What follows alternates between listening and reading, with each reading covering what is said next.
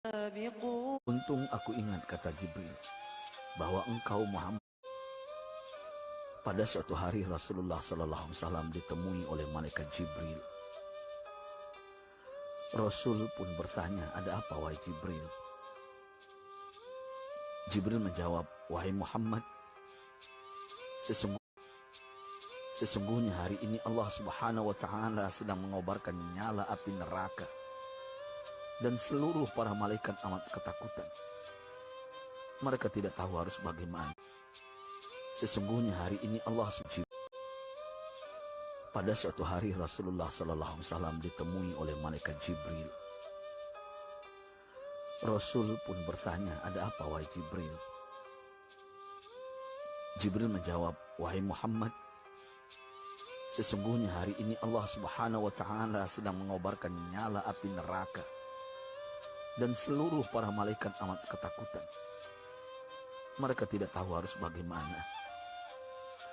Untung aku ingat kata Jibril bahwa engkau Muhammad adalah sumber cinta dan sayang Allah Subhanahu wa Ta'ala kepada alam semesta. Dengan alasan itu aku kesini bertabaruk mengambil berkah dengan cinta Allah kepada dirimu ya Rasulullah, ya Muhammad. Rasulullah terdiam beberapa saat kemudian bertanya lagi, wahai Jibril, ceritakan padaku bagaimana neraka itu sesungguhnya. Jibril menjawab, wahai Muhammad, neraka itu bagaikan lubang-lubang yang terdiri dari 7 tingkat. Jarak antara satu lubang dengan yang lain ialah perjalanan 70 tahun. Lubang paling bawah adalah lubang yang paling panas. Nabi SAW meneruskan pertanyaannya, lalu siapakah penghuni lubang-lubang neraka itu wahai Jibril? Sampaikan kepadaku Jibril. Jibril menjawab, lubang yang paling bawah diciptakan untuk orang-orang munafik. Lubang yang berikutnya untuk penyembah berhala, lalu untuk penyembah bintang dan matahari. Jibril terus menerangkan penghuni tingkatan neraka hingga lubang yang kelima, tempat umat Yahudi, dan yang keenam dihuni oleh umat Nasrani. Setelah menjelaskan penghuni 6 tingkatan neraka, Jibril diam cukup lama. Rasulullah SAW penasaran dan bertanya kepada Jibril, wahai Jibril, siapakah penghuni neraka yang ke-7? Jibril diam saja tidak menjawab. Rasulullah SAW mengulangi pertanyaannya, tapi Jibril tetap diam. Rasulullah tambah penasaran dan mendesak Jibril agar dijawab pertanyaannya. Akhirnya Jibril pun berkata, umatmu wahai Muhammad, mereka itu para pelaku dosa besar di kalangan umatmu, yang dimana sampai mereka mati belum sempat bertaubat. Mendengar jawaban Jibril, Rasulullah langsung jatuh pingsan.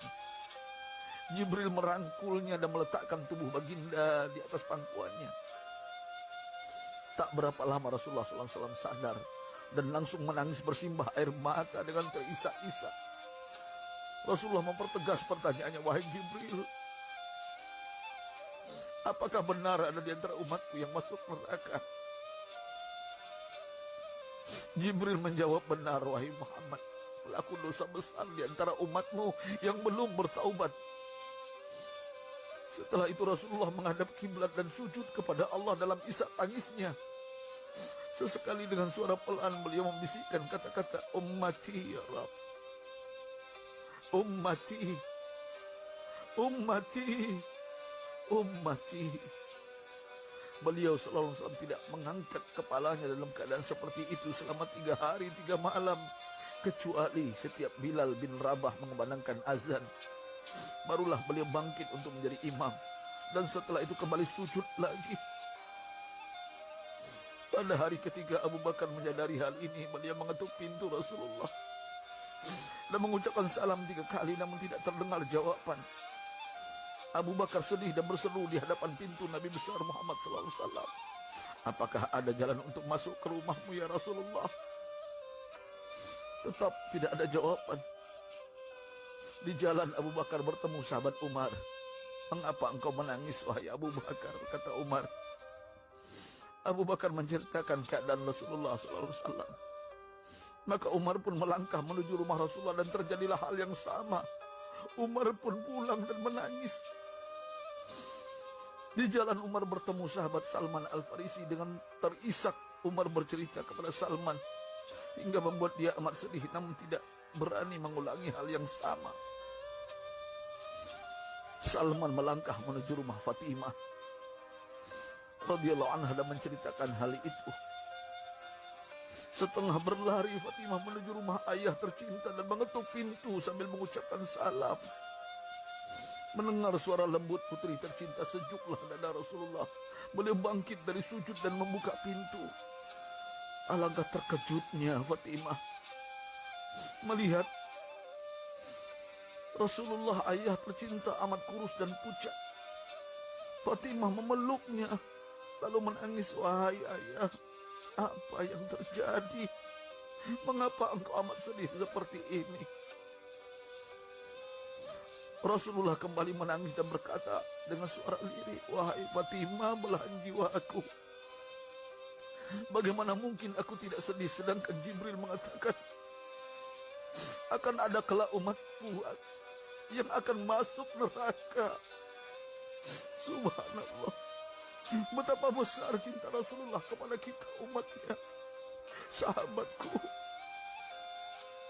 Rasulullah mencintai kita. Antaman ma'aman ahbabta, engkau akan berkumpul dengan orang yang kau cintai. Mari kita mencintai baginda Nabi besar Muhammad SAW yang mencintai kita umat yang tidak rela kita masuk neraka. Mari kita mencintai beliau dengan berselawat. Sahabatku, sampaikan, Rasul mengajarkan kepada kita, "Man dalla ala khairin falau mislu ajri fa'ili." Siapa yang menunjukkan kepada kebaikan, maka dia akan mendapatkan pahala seperti orang yang mengerjakannya. Mudah-mudahan ini menjadi pahala jariah bagi kita.